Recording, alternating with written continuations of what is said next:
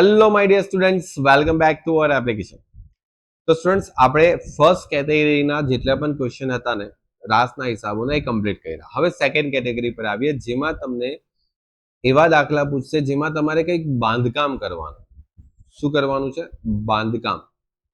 તો હવે આપણે આજે જે દાખલા કરવાના છે એ છોકરાઓ બાંધકામને લગતા દાખલા કરવાના છે. કયા? બાંધકામને લગતા. કંઈક ને કંઈક બાંધકામ કરવાનું હશે, પુલ બાંધકામ કરવાનો હશે, રોડ બાંધકામ કરવાનો હશે, ક્યાં તો કંઈક બિલ્ડિંગ બનાવવાની હશે, ક્યાં તો કોઈ ઓફિસ બનાવવાની હશે, ક્યાં તો કોઈ કંપનીની બિલ્ડિંગ બનાવવાની આવશે, કઈ પણ રીતે આવશે.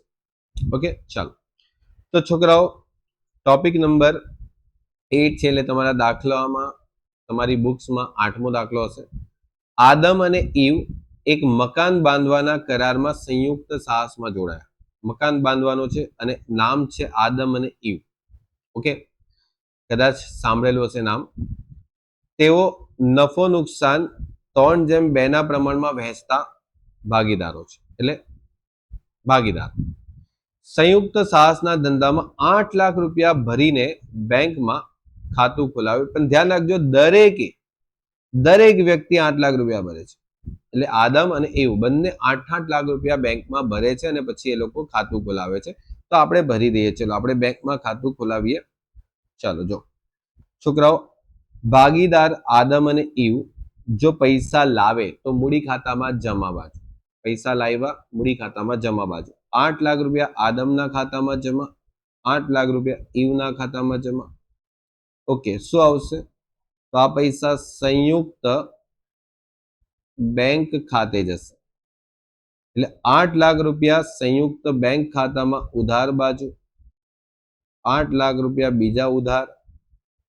ઓકે, તો એક આવશે આદમ ના મૂડી ખાતે અને બીજો આવશે ઈવ ના મૂડી ખાતે. બંને વ્યક્તિના મૂડી ખાતામાં ઉધાર બાજુ. આટલું ક્લિયર છે? બહુ સરસ. ચાલો આગળ વધીએ. હવે આદમ અને ઈવે શું કર્યું છે, જો ધ્યાનથી સમજો. કરાર કિંમત કેટલી છે? 30 લાખ. એટલે જે બિલ્ડિંગ બાંધવાનું હતું, મકાન બાંધવાનું હતું, 30 લાખનું મકાન બાંધવાનું, જેમાંથી 80% પૈસા એ લોકો રોકડમાં લેશે અને 20% જે છે એ પૈસા ડિબેન્ચરમાં આપશે. એટલે સમજો, જે વ્યક્તિનું બિલ્ડિંગ બનાવવાનું છે, જે કંપનીનું બિલ્ડિંગ બનાવવાનું હશે, એ કંપની પાસેથી 80% પૈસા રોકડમાં લીધા અને બાકીના 20% પૈસા લેકે ડિબેન્ચર લીધા. શું લીધા? ડિબેન્ચર. તો છોકરાઓ, આ 30 લાખના તમે 80% કરો તો કેટલા આવે છે? 24 લાખ. 24 લાખ રૂપિયા રોકડા અને બચેલા કેટલા? 6 લાખ.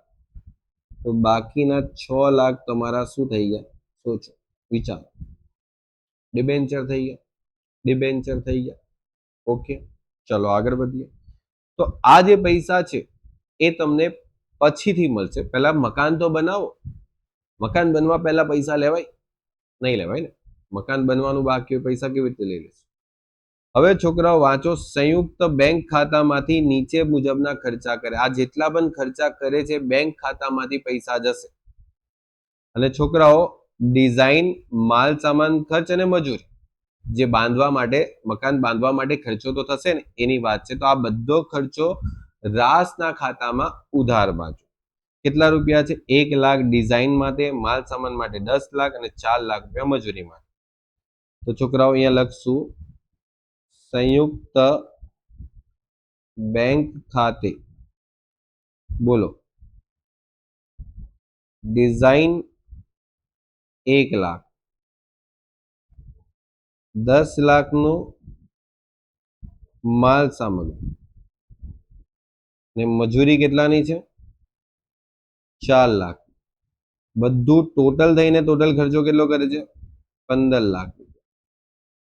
આ 15 લાખ રૂપિયા તમે અહીંયા ઉધાર કર્યા, તો આ 15 લાખ રૂપિયા બેંક ખાતામાં અહીંયા જમા પણ તો થવા જોઈએ, કારણ કે પૈસા જાય તો જમા, બેંક ખાતામાં જમા. શું આવશે? રાસ ખાતે બધા જે ખર્ચા છે તે. આવડશે? આટલું તો બધાને આવડે હે ને સર? ઓકે, હોશિયાર છોકરાઓ છે. ચલો, તો 1 2 3 થઈ ગયા. હવે છોકરાઓ, આ ઉપરાંત 2 લાખની કિંમતનો માલ આદમ પોતાના ગોડાઉનમાંથી પૂરો પાડે છે. એટલે આદમ જે છે એની પાસે 2 લાખનો સામાન હશે પોતાના ગોડાઉનમાં, તો આદમ કહેશે કે 2 લાખનો સામાન તો હું લઈને આવીશ, ચલો ઠીક છે. અને છોકરાઓ આજે આદમ છે 2 લાખનો સામાન લાવે છે, તો હવે આપણે એની એન્ટ્રી શું કરવાની? તો રાસ ખાતામાં ઉધાર. શું લખશું? રાસ ખાતામાં અહીંયા ઉધાર બાજુ શું લખશું? આદમ ખાતે માલ સામગ્રી લાવે છે તેના 2 લાખ રૂપિયા. હવે આ પૈસા તો આદમ લઈને આવ્યો, તો આદમના મૂડી ખાતામાં 2 લાખ રૂપિયા શું કરવાના? જમા. શું આવશે? રાસ ખાતે માલ સામગ્રી.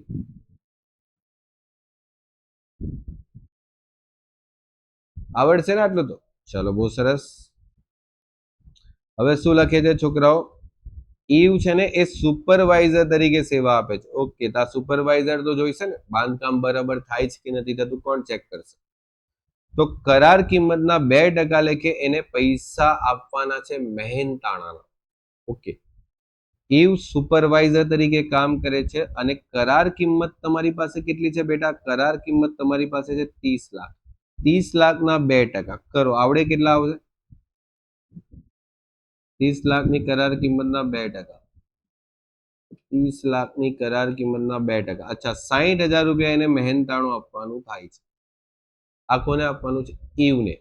તો આપણે ઈવને પૈસા આપીએ તો આપણા રાસ ખાતા માટે ખર્ચો કહેવાય. તો 60,000 રૂપિયા આપણે ઈવને આપીએ છીએ, તો ઈવ ખાતે શું છે એનું? મહેનતાણું. ઓકે, ને ઈવના ખાતામાં શું આવશે? 60,000 જમા બાજુ. રાસ ખાતે એનું મહેનતાણું, કમિશન, મહેનતાણું, પગાર, વોટેવર જે કહેવું હોય તે કહી શકો છો, દાખલામાં ગમે તે આપી શકે. ચાલો, ત્યાર પછી છોકરાઓ શું આપેલું છે બીજું? કરાર પૂરો થતા નક્કી થયા મુજબ કરાર કિંમત મળી ગઈ. હા, હવે પૈસા લઈ લો, બાંધકામ પતી ગયું, પૈસા લઈ લો. કેટલા રૂપિયા લેવાના છે છોકરાઓ? તો પૈસા લેવાના છે 80%, એટલે કે 24 લાખ રૂપિયા કેશમાં લેવાના છે. ઓકે, તો 24 લાખ રૂપિયા કેશમાં. તો પૈસા આવે છે, આપણી ઇન્કમ છે, જમા બાજુ 24 લાખ રૂપિયા જમા બાજુ. ઓકે, ઇન્કમ છે. શું આવશે? સંયુક્ત બેંક ખાતે. આ પૈસા આવે છે ઉધાર, આવે તો ઉધાર બેંક ખાતામાં ઉધાર થશે. સંયુક્ત બેંક ખાતામાં 24 લાખ રૂપિયા આવ્યા. જલસા જ કરો હવે તમે, બરાબર. શું આવશે અહીંયા? રાસ ખાતે કરાર કિંમત પેટે જે પૈસા મળે છે તે થયું. ત્યાર પછી છોકરાઓ દાખલામાં તમને બાકીના જે પૈસા છે એ ડિબેન્ચર મળેલા 6 લાખ. તો અહીંયા લખશું કરાર આપનારના ડિબેન્ચર ખાતે. તો આ 6 લાખ રૂપિયા ડિબેન્ચર આવ્યા. આવે તો ડિબેન્ચર નું ખાતું આપણે બનાવેલું છે, કરાર આપનારના ડિબેન્ચર નું ખાતું કહેવાય. તો 6 લાખ રૂપિયા આવે તો ઉધાર શું લખશું? રાસ ખાતે. ઓકે, કરાર કિંમત પેટે જે પૈસા મળે છે તેની વાત થાય છે. સિમ્પલ, બહુ જ સરસ. ચલો તરો આગળ વધો. કરાર પૂરો થતા પૈસા મળી ગયા. ડિબેન્ચર પૈકી 4 લાખના ડિબેન્ચર 20% વટાવે વેચવામાં આવે છે. જો છોકરાઓ, ડિબેન્ચર વેચી દેવામાં આવે છે 20%. એટલે આ લોકો શું કરે છે કે પેલા જે ડિબેન્ચર મળ્યા ને 6 લાખના, એમાંથી 4 લાખના ડિબેન્ચર, છોકરાઓ જો ધ્યાનથી સમજો, આપણે કેટલા ડિબેન્ચર મળ્યા? 6 લાખ. 6 લાખમાંથી 4 લાખના ડિબેન્ચર શું કરે છે? 20% વટાવ.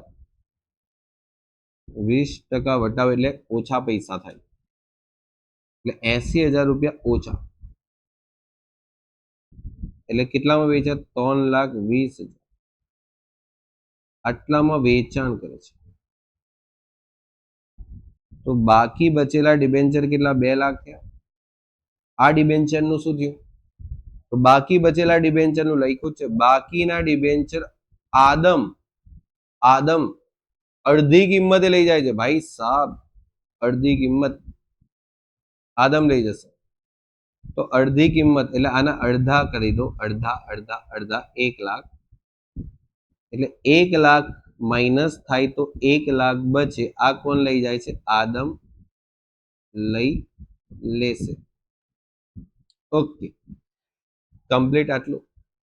તો હવે શું કરવાનું છોકરાઓ? જો સમજો, પહેલા તો આ જે રકમ છે એનું વેચાણ થાય છે, આ રકમ જે છે એ આદમ લઈ જાય છે ડિબેન્ચર. તો હવે આપણે શું કરશું? જો ધ્યાન આપો, ધ્યાન આપજો, ધ્યાન આપજો. તમારી પાસે 3,20,000 રૂપિયા જે છે ને એ અહીંયા લખી દો જમા બાજુ, કારણ કે ડિબેન્ચર આપણે વેચી દીધા, પૈસા આવશે સંયુક્ત બેંક ખાતે. તો છોકરાઓ સંયુક્ત બેંક ખાતામાં તમારી પાસે કેટલા રૂપિયા આવશે? 3,20,000 રૂપિયા અહીંયા ઉધાર કરી દેવાના. શું આવશે? કરાર આપનાર ના ડિબેન્ચર ખાતે. જો સિમ્પલ વસ્તુ છોકરાઓ સમજો, તમે આ કરાર આપનારના ડિબેન્ચરના ખાતામાં તમે અહીંયા 3,20 લખ્યા, એ 3,20 તમે અહીંયા લખશો, બરાબર છે? સિમ્પલ છે. હવે આ જે નામ છે એ તમે અહીંયા લખશો, અને આ જે નામ છે એ તમે અહીંયા લખશો. સિમ્પલ વસ્તુ. જે બે ખાતામાં તમે એન્ટ્રી ક્રોસ કરો છો એ ક્રોસ જ નામ લખાય છે ને, આપણે 11મા ધોરણથી આ વસ્તુ શીખીએ છીએ. ઓકે, ચલો. ત્યાર પછી છોકરાઓ 1 લાખના ડિબેન્ચરના ભાવ ગણીને આદમ લઈ જશે, તો આદમના શું આવશે? મૂડી ખાતે. તો આદમના મૂડી ખાતે આવશે તો આદમ લઈ જશે, તો આદમના મૂડી ખાતામાં શું થશે? ઉધાર. શું આવશે? કરાર આપનાર ના ડિબેન્ચર ખાતે. કમ્પ્લીટ. આદમ લઈ ગયો. હવે છોકરાઓ ડિબેન્ચરના ખાતામાં તમે ક્લોઝ કરો, બંધ કરો ખાતું, તો 6 લાખ રૂપિયા, અને અહીંયા તમે ખાતું બંધ કરશો તો તમને કંઈક ને કંઈક તો ડિફરન્સ મળવાનો જ છે છોકરાઓ. અચ્છા, કેટલાનો ડિફરન્સ મળે છે?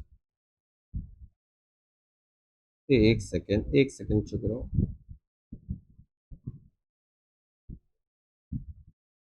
ઓકે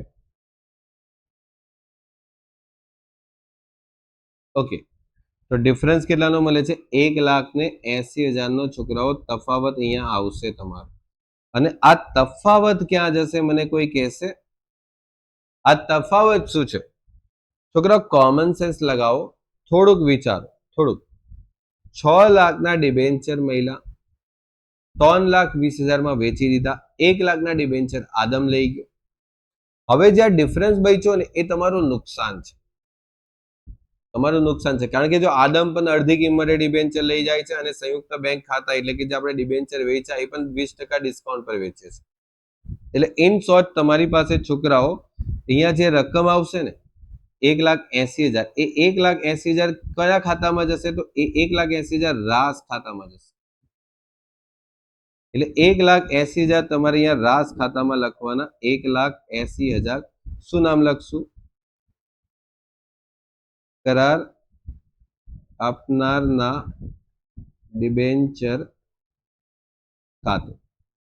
દેન હવે જો તમારી પાસે બધી રકમ કમ્પ્લીટ થઈ ગઈ, સંયુક્ત બેંક ખાતામાંથી ભાગીદારને બાકીની રકમ ચૂકવી દેવી, કમ્પ્લીટ. પૂરો દાખલો. છેલ્લે પૈસા આપી દેશું. હવે જોઈએ કેટલા પૈસા આપવાના છે. ટેક ટોટલ કરો, કેટલા આવશે? 30 લાખ રૂપિયા. તો આ 30 લાખ રૂપિયામાંથી તમે કેટલા રૂપિયાનો ખર્ચો કર્યો જોઈ લો. 30 લાખમાંથી 15 લાખનો ખર્ચો, 2 લાખનો ખર્ચો, 60,000 નો ખર્ચો અને 1,80,000 નો ખર્ચો. એટલે તમે છોકરાઓ 10,60,000 નો ખર્ચો કરો છો. અરે, આવક થાય છે તમારી નફાની, અને આ નફો આદમ અને ઈવના ખાતામાં જશે. કયા પ્રમાણમાં જશે છોકરાઓ? 3:2 ના પ્રમાણમાં. તો આપણે અહીંયા 3:2 કરીએ તો 6,36,000 અને 4,00,000 ને 24,000. આ પૈસા આદમ અને ઈવના ખાતામાં 6,36,000 અને 4,24,000. શું આવશે? રાસ ખાતે નફો. અને આ નફાની રકમને ટોટલ કરીએ આપણે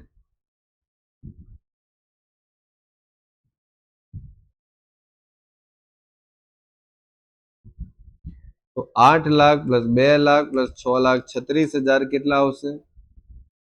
16,36,000. 16,36,000 માંથી 1 લાખ ગયા એટલે 15,36,000. આ આવશે સંયુક્ત બેંક ખાતે. જે તમને છેલ્લે કીધું છે ને પૈસા આપવાની વાત થાય છે તે આ થાય. 8,60,000 પછી 4,24,000 એટલે અહીંયા આવશે 12,84,000. 12,84,000 માંથી 12,84,000 પૂરેપૂરા બચશે. ઓકે, તો 15,36,000 અને 12,84,000 આ બંને પૈસા આદમ અને ઈવને આપી દેવાના. 15,36,000 અને 12,84,000. શું આવશે? આદમના મૂડી ખાતે અને ઈવના મૂડી ખાતે.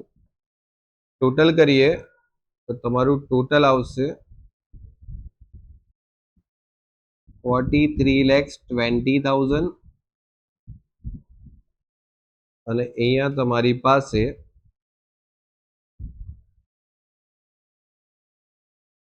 43,20,000. Okay, complete.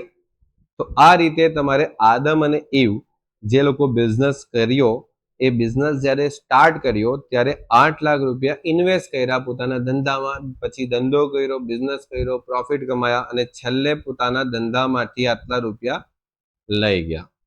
કમ્પ્લીટ. ચાલો તો મળીએ છોકરાઓ નેક્સ્ટ લેક્ચરમાં નવા ક્વેશ્ચન. હજુ આપણે આ ટાઈપના ઘણા બધા ક્વેશ્ચન સોલ્વ કરવાના છે. મેં તમને કીધું જ છે કે દરેક કેટેગરીના આપણે એટલીસ્ટ થોડા ક્વેશ્ચન કરીને ચેપ્ટરને કમ્પ્લીટ કરશું. બહુ જ ઇઝી ચેપ્ટર છે. મળીએ નેક્સ્ટ લેક્ચરમાં. ત્યાં સુધી છોકરાઓ good bye and take care.